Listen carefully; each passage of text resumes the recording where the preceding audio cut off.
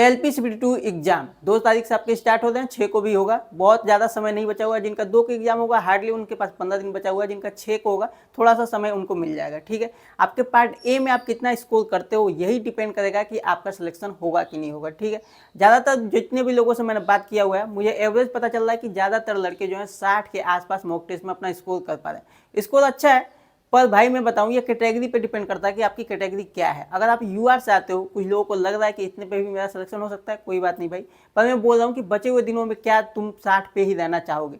आपका बचे हुए दिनों में क्या स्ट्रेटेजी होना चाहिए, कैसे आपको काम करना है कि 60 से आप 75 प्लस तक अपना स्कोर लेके जाएं। तो भाई पहले तो इंपॉर्टेंट ये है कि आप तो मॉक टेस्ट वगैरह लगा ही दोगे, पता होगा कि आपका वीक पॉइंट क्या है। अगर नहीं पता है तो मॉक टेस्ट वगैरह लगाओ और एक कॉपी लो और नोट करो कि आपके वीक पॉइंट कौन से हैं। ठीक है, पहले 5 दिनों में आपको अपने वीक पॉइंट्स पे ही काम करना है। ठीक है, आपके 100 क्वेश्चन आने वाले हैं 90 मिनट में आपको बनाना है ना। तो 100 क्वेश्चन जो आएंगे, इन्होंने बेसिकली इस बार ऑफिशियली ये नहीं बताया है कि आपके बेसिक साइंस और इंजीनियरिंग से कितने क्वेश्चन आएंगे, मैथ से कितने आएंगे, रीजनिंग से कितने आएंगे।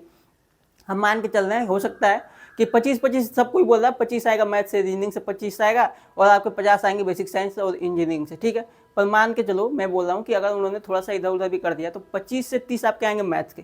ठीक है, और 25 से 30 आपके रीजनिंग भी आ सकते हैं और आपके 40 से 45 के आसपास बेसिक साइंस और इंजीनियरिंग से आएंगे। ठीक है, तो अब आपको जब लाना है 75 प्लस, तो ये देख लो कि मैं किस सिलेबस से, किस चैप्टर से कितना लेके आ सकता हूँ। ये आपके ऊपर डिपेंड करता है। किसी का मैथ अच्छा होगा, रीजनिंग किसी का अच्छा होगा, रीजनिंग तो खैर सबका ही अच्छा होता है। किसी का बेसिक साइंस इंजीनियरिंग होगा ना, कैलकुलेशन वाले काम जो है वो साइंस में कोई लोग अच्छे कर पा रहे होंगे, कोई जो है इंजीनियरिंग में अच्छा होगा। इंजीनियरिंग से आपके क्वेश्चन मैं बताऊं आपके ना ज़्यादा से ज़्यादा 6 से 7 क्वेश्चन आएंगे आपके इंजीनियरिंग से। तो उसके हिसाब से ही आपको टाइम देना, वेटेज के हिसाब से। वेटेज पे हम बात करेंगे, पहले हम बात करते हैं वीक पॉइंट पे। आप अपना पहले नोट करो कि कौन सा आपका वीक पॉइंट है। और वीक पॉइंट कहने का मतलब ये नहीं मेरा कि जैसे मान लो आपका मैथ है, ठीक है, से आगे परसेंटेज आ गया, आपका टाइम एंड वर्क आ गया, आपका रेशियो आ गया, ऐसे जो चैप्टर्स आते हैं उनको ईजी में हम रख सकते हैं। तो ऐसा नहीं कि उसमें छोड़ देना, उसमें भी जैसे परसेंटेज में आ रहा है आपका, तो उसमें भी लेवल होता है भाई। एक तो ईजी क्वेश्चन हो गया, एक मॉडरेट आएगा हाई लेवल में। ठीक है, आप लगा रहे हो मॉक टेस्ट, तो उसमें देख लो किस टाइप के क्वेश्चन जो है वो नहीं हो पा रहे। मान लो परसेंटेज में आपने देखा कि इस टाइप का क्वेश्चन नहीं हो पा रहा, बुक उठाओ, अपने नोट्स उठाओ और उसमें देखो कि मैं कैसे इस चीज़ को कर सकता हूँ। एक एक नंबर से ही आपके नंबर्स बढ़ेंगे। जब मैं अपनी लगाता था प्रैक्टिस सेट वगैरह लगाता था तो मैं एक एक नंबर कैलकुलेट करता था भाई, और ऐसे ही नंबर बढ़ते हैं। जब एक नंबर मेरा किसी में बढ़ जाएगा ना, मान लो पिछली बार में मैंने लगाया और मेरे 65 नंबर आए, उसके बाद मैंने देखा कि इस वाले नंबर से जो बचे हुए नंबर हैं आपके, बचे 30-35 नंबर, वो कहाँ से गायब हो रहे हैं। ठीक है, तो मैं ये देखता था और जहाँ से गायब हो रहे ना उस पर मैं काम करता था। और वहाँ से अगर एक नंबर भी बढ़ गया, जो पिछली बार मैंने मॉक टेस्ट में जो क्वेश्चन नहीं किया था और दूसरी बार में एक भी क्वेश्चन कर लिया ना भाई, मैं हैप्पी होता था, क्योंकि भाई सब एक नंबर में बढ़ रहा है। और ये चीज़ मुझे पता थी कि मैं एक एक नंबर करके ही बढ़ा सकता हूँ अपना, है ना। तो आपको पहले तो अपने वीक पॉइंट पे काम करना और एक एक नंबर ही बढ़ाइए। एक ही बार में आपके 6-7 नंबर बढ़ जाए, इतना थॉट प्रोसेस नहीं रखना है। एक एक नंबर करके भी आप बढ़ेगा डेली, तो भी आप देख लो 5 दिन में आप 5 नंबर बढ़ा सकते हो अपने, है ना। और ये तो बात हो रही कि एक आपके मैथ से, है ना। मान लो मैथ में आपने 5 क्वेश्चन बढ़ा लिए, अपने रीजनिंग में 5 क्वेश्चन बढ़ा लिए, या फिर 2-3 ही क्वेश्चन बढ़ाया, अपने साइंस में 2-3 क्वेश्चन बढ़ाया, तो आप देखो 5 दिन में आप कितने नंबर अपने बढ़ा ले रहे हो, है ना। आपके कम से कम 10 नंबर तो ऐसे बढ़ जाएंगे अगर आप हर एक चैप्टर से अपना 2-2 नंबर, 3-3 नंबर बढ़ा दो, किसी में 5 नंबर बढ़ा दो। तो आप देखो कैलकुलेट करके, है ना। कैलकुलेशन इसलिए मैं बोल रहा हूँ कि पहले जो आप कैलकुलेट कर दो ना वो ज़्यादा मायने रखता है। आप पेपर ओपन होने के बाद जो कैलकुलेशन हो रही है वो तो डिपेंड करेगा कि आप पहले से कितनी आपकी स्ट्रेटेजी रही, कैसे आपने अपना प्लान पूरा बनाया था, कैसे आपने पढ़ाई करी। ठीक है, तो हर एक जगह से अगर आप 2-2, 3-3 नंबर भी बढ़ाते हो, बहुत ज़्यादा आपके नंबर्स बढ़ेंगे। ये 10 नंबर बहुत ही ज़्यादा मायने रखते हैं आपके लिए। ठीक है, अभी तो हो गया आपके वीक पॉइंट पे आपने कैसे काम कर लिया। उसके बाद नेक्स्ट 5 दिनों में आपको फुल लेंथ मॉक टेस्ट लगाना है, जितना आप लगा सकते हो। ठीक है, उसके बाद जब आप मॉक टेस्ट लगा लेते हो ना, तो एनालिसिस बहुत ज़्यादा जरूरी होता है। और इन 5 दिनों में हमको कोशिश करना है अपनी टाइमिंग को जो है ना मेंटेन करने की, टाइम जितना फास्ट आप कैलकुलेशन कर सको। क्योंकि एग्जाम हॉल में जब पेपर ओपन होगा ना, यही डिपेंड करता है कि आप कितने फास्ट और सही तरीके से कैलकुलेट कर दो। ठीक है, तो बचे हुए 5 दिनों में, नेक्स्ट 5 दिनों में आपके इन चीज़ों पर ध्यान देना है कि मैं मॉक टेस्ट लगाऊं और अपना कैलकुलेशन कितनी जल्दी मैं फास्ट कर सकता हूं। पहले वीक पॉइंट पे हमने काम कर लिया है, तो अब फास्ट कैलकुलेशन पे हम काम करेंगे कि जितनी जल्दी मैं सही क्वेश्चन में कर पा रहा हूं। और आपकी प्रैक्टिस में ना भाई साहब यही आपके माइंड प्रोसेस होना चाहिए कि मुझे सही क्वेश्चन ही करने, गलत क्वेश्चन तो आप अपने आप कर दोगे। ठीक है, तो आपको ना पूरा 100% देना है कि मैं एकदम सही क्वेश्चन करूंगा। ऐसा नहीं कि कुछ में डाउट्स है ना, तो डाउट्स वो बाद में हम बात करेंगे कि आपको एग्जाम में कैसे करना है डाउट्स वालों को। पर अभी आपको पूरा 100% जो कर सकता हूँ मैं उसी पे काम करना है कि 100% मैं करूँगा और अपना टाइमिंग कम करने के हिसाब से काम करना है। और मैं बताऊँ, देखो 90 मिनट आपको मिलेंगे जब पेपर होगा ना, तो 90 मिनट का टाइमर सेट होगा। पर आपको एग्जाम देते समय जब आप रूम में अपने एग्जाम दे दो 85 मिनट का टाइम सेट करो मैक्सिमम, ठीक है। इसके अंदर जो 80 कर सकता है करे, पर 80 बहुत ही ज़्यादा हो जाएगा। कम से कम आप 85 मिनट का टाइमिंग सेट करिए और उसके हिसाब से आप फास्ट कैलकुलेशन पर अपने काम करिए। शॉर्ट ट्रिक्स वगैरह जो भी आपने याद किए हो उसको अप्लाई करिए।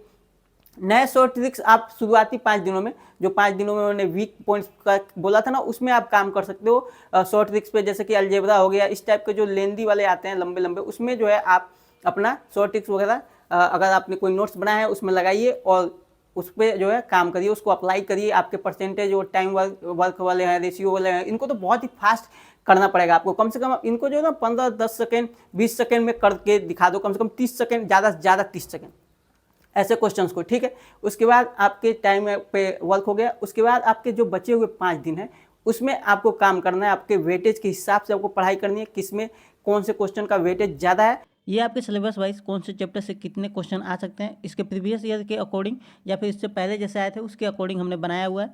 और आप देख सकते हो यहाँ पे मैंने बना दिया किससे कितने क्वेश्चन आते हैं, हाई वेटेज किस में है, कितना है, उसके हिसाब से आपको पढ़ाई करना है, ठीक है। जैसे कि ये जो चैप्टर्स हैं आपके, इनमें क्वेश्चन जो है 3 से 4 या 5 क्वेश्चन आ जाते हैं और ये जो है 1 से 2 क्वेश्चन आते हैं आपके, और यहाँ पे जो है आपका 1 क्वेश्चन आएगा। ऐसे ही वेटेज है, उसके हिसाब से आपको अपनी जो है पढ़ाई पे ध्यान देना है।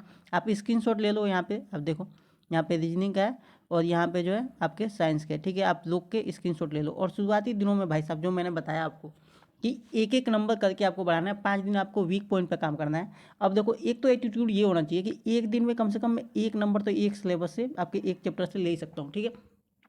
आपको पता है कि वीक पॉइंट कौन सा है आपका, है ना, उसी पे आपको काम करना है। और कम से कम ये तो अंदर होनी चाहिए भाई, ये आग होनी चाहिए कि एक दिन में मैं एक सिलेबस से, आपका मैथ हो, रीजनिंग हो, या फिर आपके जो है आपके बेसिक साइंस और इंजीनियरिंग हो, ठीक है, इसमें से मुझे पता है कि मेरा ये वीक है और इसमें एक दिन में मैं एक तो लेके नंबर आऊँगा ही, ठीक है। आप देखो, एक नंबर अगर आप एक दिन में ले रहे हो, मैथ से आपने एक नंबर जो है अपना बढ़ाया, जो आपसे क्वेश्चन नहीं बन पाते थे उनको तो आपने बनाया, ठीक है।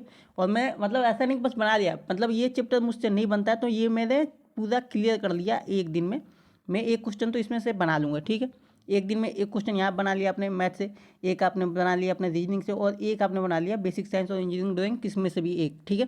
तो आप देखो, एक दिन में आप 3 क्वेश्चन कर रहे हो और 5 दिन में जो शुरुआती मैंने बताया आपको वीक पॉइंट पर काम करना है, आप 15 नंबर अपने इंक्रीज कर सकते हो। अगर आप 60 कर पा रहे थे तो आप देखो यहाँ पे आपके 75 हो गए कि नहीं हो गए, 75 हो गए ना भाई साहब, है कि नहीं। तो ये करना चाहिए, ठीक है। और अपना कॉन्फिडेंस रखना भाई, ऐसा नहीं कि मुझसे नहीं हो पाएगा। क्यों नहीं हो पाएगा भाई, मैं पूरे 24 घंटे हैं, 24 घंटे में अगर मैं 16 घंटे 14 घंटे 13 घंटे में पढ़ रहा हूँ, एक क्वेश्चन मैं एक चैप्टर से नहीं बना सकता क्या, एक क्वेश्चन में अपना इंक्रीज नहीं कर सकता भाई साहब, ये होना चाहिए, ये जुनून होना चाहिए अपने अंदर, ठीक है। और भाई एटीट्यूड नहीं है आपके अंदर, और अगर आपको लगता है कि मुझसे नहीं हो पाएगा तो नहीं ही हो पाएगा, ठीक है। आप एक एक नंबर बढ़ाओ ना यार, एक एक नंबर बढ़ाओगे, जब सब कुछ मिला के देखते हो ना तब लगता है कि 15 नंबर बढ़ गए, पर एक नंबर तो आप बढ़ा ही सकते हो एक दिन में। तो इस हिसाब से चलिए, बाकी हम किसी और टॉपिक पर बात करेंगे, आपके साइको पे या फिर किसी नेक्स्ट टॉपिक पे मिलेंगे आपसे बात करते हुए। तब तक के लिए